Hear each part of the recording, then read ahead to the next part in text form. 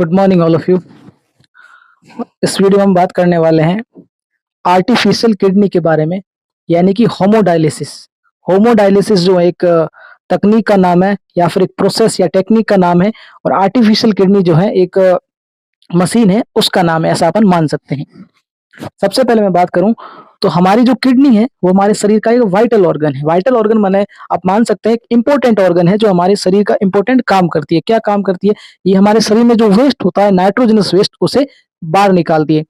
लेकिन कई बार क्या होता है, कुछ फैक्टर जैसे मैंने पहले लिख रखी है, several factor like infection, injury reduce the activities of kidney.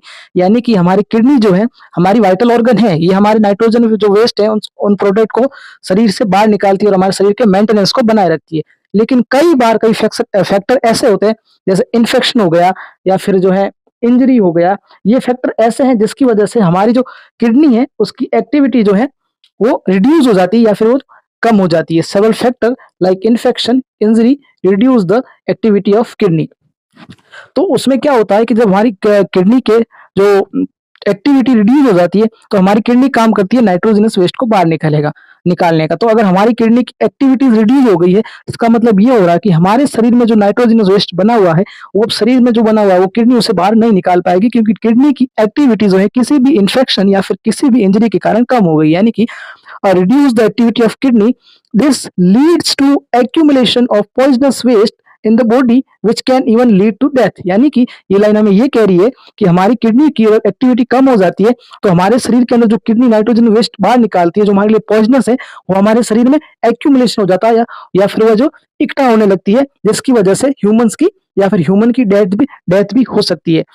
तो अब इस केस में क्या होगा, जब भाई ह्यूमन की डेथ हो सकती है, तो इस केस में अगली लाइन में लिख रखी है, in case of kidney failure and artificial kidney can be used. यानी कि अगर हमारी किडनी काम करना बंद कर दे या फिर हमारी किडनी की एक्टिविटी रिड्यूस हो जाती है, तो हमारे पास एक अदर ऑप्शन होता है, उसे कहते हैं हम आर्टिफिशियल किडनी बी यूज्ड। यानी कि उस समय हम आर्टिफिशियल किडनी का यूज कर सकते हैं। ये आर्टिफिशियल किडनी क्या होती है ये देखते हैं। Artificial kidney is a device to remove nitrogenous waste product from the blood through dialysis. यानी कि ये एक आर्टिफिशियल किडनी हमारे शरीर में जो नाइट्रोजनस वेस्ट है, जो हमारे शरीर में किडनी हमारी काम करती थी नाइट्रोजन वेस्ट बाहर निकालने के, किडनी फेल होने के बाद ये जो आर्टिफिशियल किडनी है ये हमारे शरीर में नाइट्रोजन वेस्ट को बाहर निकालेगी, जो हमारे ब्लड में नाइट्रोजनस वेस्ट है, और जिस प्रोसेस को हम से बाहर निकालती है उस प्रोसेस को हम कहते हैं डायलिसिस। यानी कि अभी तक हमने ये पढ़ा कि हमारी किडनी हमारे लिए वाइटल ऑर्गन है, और हमारी किडनी जो है हमारे शरीर से नाइट्रोजन वेस्ट को बाहर निकालती है। जब वो हमारी किडनी की एक्टिविटी रिड्यूस हो जाती है तो पॉइजनस जो है वो हमारे शरीर में एक्यूमुलेशन हो जाते हैं, इकट्ठा हो जाते हैं। उसके बाद ऐसे केसेस हम क्या करेंगे, ऐसे केसेस हम आर्टिफिशियल किडनी को यूज करेंगे। आर्टिफिशियल किडनी क्या होती है? Artificial kidney nitrogen waste product को हमारे शरीर से या फिर हमारे ब्लड से बाहर निकालती है। अब हम बात करते हैं कि आर्टिफिशियल किडनी काम कैसे करती है, यानी कि जो आर्टिफिशियल किडनी है जिनका हम यूज करते हैं, किडनी फेलियर जो ह्यूमंस होते हैं उनके लिए ये काम कैसे करती है। तो इसके लिए हमें ये प्रोसेस है यहाँ से यहाँ तक लेकर किडनी फेलियर जो आर्टिफिशियल किडनी यूज कैसे या फिर कैसे वर्क करती है। तो एक का मतलब यहाँ अक्षय कुमार नहीं है, ये आर्टिफिशियल किडनी है। Artificial kidney contain a number of tubes with the semi permeable lining. ये कह रहा है कि हमारी जो आर्टिफिशियल किडनी है उसमें जो कई सारी ट्यूब्स होती है जो सेमी परमेबल होती है, हम हिंदी में अर्धपारगम्य कहते हैं। ये जो है ये ट्यूब्स ये है, ये जो आप बात कर रहे हैं ना, ये जो ये देख रहे हैं ना, ये ट्यूब्स जो है हमारी जो है सेमी परमेबल ट्यूब्स है। जो ये पूरा जो डायग्राम है आप यहाँ से मान सकते हैं, ये पूरी हमारी आर्टिफिशियल किडनी का है, और ये जो प्रोसेस है उसे हम डायलिसिस कहते हैं। तो ये हो गया हमारे लिए जो ट्यूब है, ये हो गया हमारे पास ट्यूब। इतनी सारी जो हमारे पास क्या हो गई, ये सारी जो है ये हमारे पास ट्यूब है जो आर्टिफिशियल किडनी में होती है। बाद में नेक्स्ट लाइन लिखी है, suspended in a tank filled with dialysing fluid. यानी कि ये जो ट्यूब है, ये इतनी सारी ट्यूब है, ये जिस फ्लूइड के अंदर है, यानी कि जो येलो कलर का फ्लूइड दिख रहा है, इस फ्लूइड को हम जो है डायलिसिंग फ्लूइड कहते हैं। ये डायलिसिंग फ्लूइड क्या होता है, इसका जो ऑस्मोटिक प्रेशर है same osmotic pressure as blood. यानी कि जो ब्लड का ऑस्मोटिक प्रेशर होता है उसके जितना ही इस डायलिसिंग फ्लूइड का जो है ऑस्मेटिक प्रेशर होता है। और ब्लड कहाँ आएगा, ब्लड इस जो ये ट्यूब है इस ट्यूब के अंदर ब्लड आएगा, कैसे आएगा अभी हम बात करेंगे। और दूसरी बात है, लेकिन इसकी जो डायलिसिंग फ्लूइड है इसके अंदर नाइट्रोजनस वेस्ट नहीं होते, क्योंकि हमें नाइट्रोजनस वेस्ट हमारे ब्लड से बाहर निकाले। यानी फिर आर्टिफिशियल किडनी में कैसे दो हमने सबसे पहले दो बात है कि इसमें जो सेमी परमेबल ट्यूब्स होती है, और उस जो ट्यूब जिसके अंदर होती है, जिस पार्ट या फिर जिस हम मान सकते हैं जिस ट्यूब जो ट्यूब है जिसके अंदर है उसे हम डायलिसिंग फ्लूइड कहते हैं। और डायलिसिंग फ्लूइड का जो ऑस्मेटिक प्रेशर ब्लड के बराबर होता है और इसके अंदर जो है नाइट्रोजन वेस्ट नहीं होते हैं। ये रहा डायलिसिंग सॉल्यूशन। ठीक है, तो फिर ये हो गया। आगे हम बात करते हैं, the patient blood is pass through the tube, during this passage the waste product from the blood pass into dialysing fluid by diffusion. यानी कि जो जिस भी व्यक्ति की किडनी फेलियर हो रखा है, उस व्यक्ति से हम जो ब्लड लेंगे, ब्लड लेने के बाद इस ब्लड को हम वो जो ट्यूब है, इस ट्यूब से इस ब्लड को गुजारेंगे। गुजारने से क्या होगा, पहली बात तो इसमें जो ब्लड है उसका ऑस्मेटिक प्रेशर और ये जो डायलिसिंग फ्लूइड है इसका ऑस्मेटिक प्रेशर जो है बराबर है, और इसके अंदर जो है नाइट्रोजनस वेस्ट नहीं है। तो इसमें होगा क्या, जैसे ही हमने अपने जो रोगी व्यक्ति है या फिर जो पेशेंट है किडनी फेलियर का, उसके ब्लड को हमने यहाँ से गुजारा, गुजारने से नाइट्रोजनस वेस्ट इसके अंदर तो नहीं है डायलिसिंग फ्लूइड के अंदर, लेकिन हमारा जो ब्लड है या फिर जो पेशेंट का जो ब्लड है उसके अंदर नाइट्रोजनस वेस्ट है। तो diffusion, by the diffusion process nitrogenous waste जो है इससे बाहर निकलकर ये जो है किसके अंदर आ जाएंगे, ये जो हमारे डायलिसिंग फ्लूइड है इसके अंदर नाइट्रोजन वेस्ट आ जाएंगे।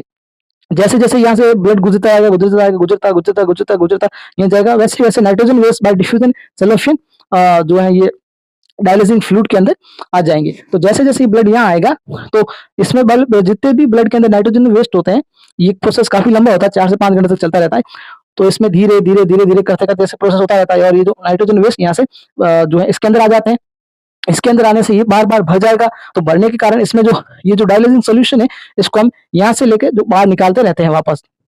ये जो यहाँ से हमने इसको डायलिसिंग फ्लूइड को बाहर निकाल दिया, use dialysing fluid solution with urea and excess salt, और नया जो डायलिसिंग सॉल्यूशन है वो हम इसके अंदर भरते रहते हैं।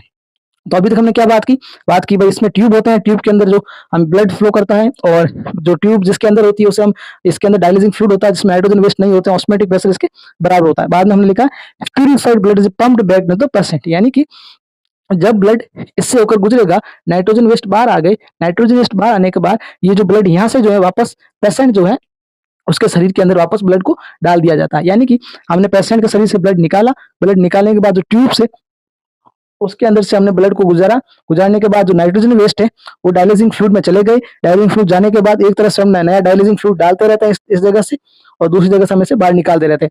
ये प्रोसेस 3-4 बार करने के बाद यहाँ से जो है वापस हमारा जो ब्लड है नाइट्रोजन वेस्ट मुक्त होने के बाद, फ्री होने के बाद, उसको हम वापस जो है पेशेंट के शरीर में डाल देते हैं। ये हमारी हुई डायलिसिस प्रक्रिया या फिर आर्टिफिशियल किडनी जिसे हम कहते हैं। और डायलिसिस जो है ये इस प्रोसेस का नाम है। लेकिन इसमें नोट और ध्यान रखना है, this is similar to the function of the kidney but it is different since there is no reabsorption. यानी कि ये कह रहा है कि ये जो आर्टिफिशियल किडनी है ये काम तो हमारी किडनी की तरह करती है, ऐसा नहीं कि किडनी की तरह काम नहीं करती है, हमारे नाइट्रोजन वेस्ट को बाहर निकालती, लेकिन इसमें दिक्कत ये है कि हमारे वापस रीअब्जॉर्प्शन नहीं करती। रीअब्जॉर्प्शन माने ये होता है कि जब हमारा ब्लड फिल्ट्रेट हो जाता है एक बार किडनी के अंदर, जो नेचुरल किडनी हमारे शरीर के अंदर, ब्लड फिल्ट्रेट होने के बाद एक बार वापस रीअब्जॉर्ब होता है। हमारा ब्लड ना एक दिन में कम से कम 180 लीटर पर डे हमारा ब्लड फिल्ट्रेट होता है, लेकिन इस ब्लड फिल्ट्रेट में से केवल हमारा जो मूत्र है वो 1 से 1.5 लीटर या से 1 से 1.5 लीटर ही पर डे में निकलता है। यानी कि हमारा 99% जो है, जो हमारा जो ब्लड फिल्ट्रेट हुआ है उसे वापस रीअब्जॉर्ब कर लिया जाता है।